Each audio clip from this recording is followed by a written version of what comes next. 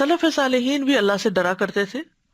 حضرت عمر کہتے ہیں کہ اگر کوئی آسمان سے اعلان کرنے والا اعلان کرے کہ اے لوگو تم سب لوگ جنت میں جا رہے ہو، صرف ایک آدمی نہیں جائے گا، تو مجھے ڈر ہوگا کہ کہیں وہ میں ہی نہ ہوں.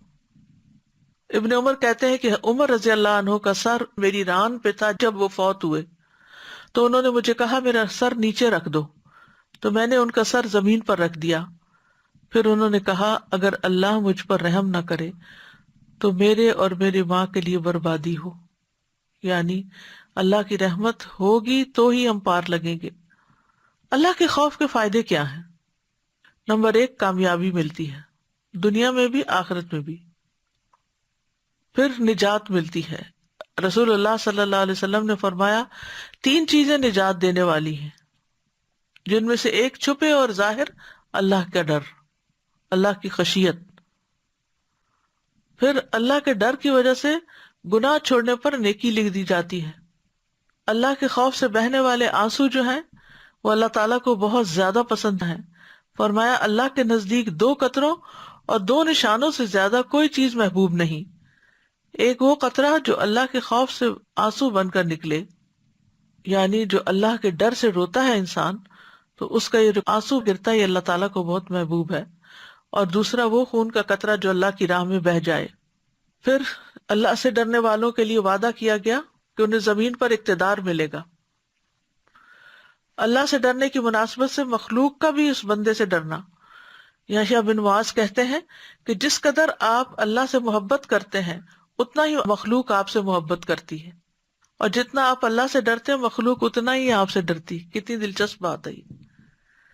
یعنی جتنی آپ کو اللہ سے محبت ہے لوگ بھی اتنا ہی آپ سے محبت کریں گے، اور جتنا آپ اللہ سے ڈریں گے مخلوق بھی اتنی آپ سے ڈرے گی.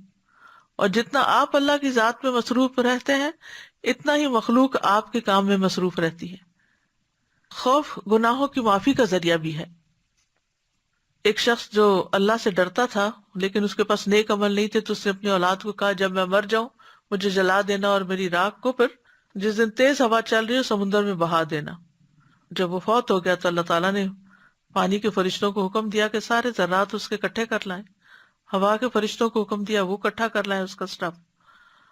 تو اب اس کو ایک انسان بنا کر اللہ کے حضور کھڑا کیا گیا.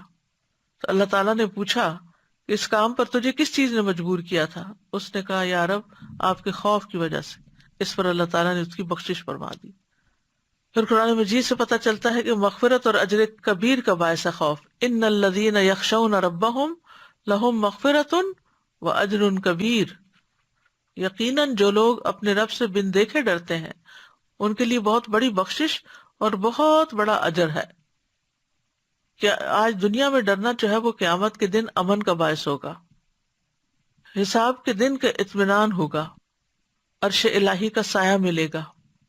سبعۃ یظلھم اللہ رجل ذکر اللہ ففاضت عیناہ. نبی صلی اللہ علیہ وسلم نے فرمایا 7 طرح کے لوگ وہ ہیں جنہیں اللہ تعالیٰ اپنے سائے میں جگہ دے گا. ان میں سے ایک وہ شخص بھی ہے جس نے اللہ کو یاد کیا تو اس کی آنکھیں بہہ پڑی. جو شخص اللہ سے ڈرتا ہے اللہ تعالیٰ اس سے راضی ہوتا ہے. سورۃ البینہ میں آتا ہے رضی اللہ عنہم ورضوا عنہ ذالک لمن خشی ربہ. اللہ ان سے راضی ہو گیا، وہ اللہ سے راضی ہو گئے. یہ اس کے لیے ہے جو اپنے رب سے ڈرے.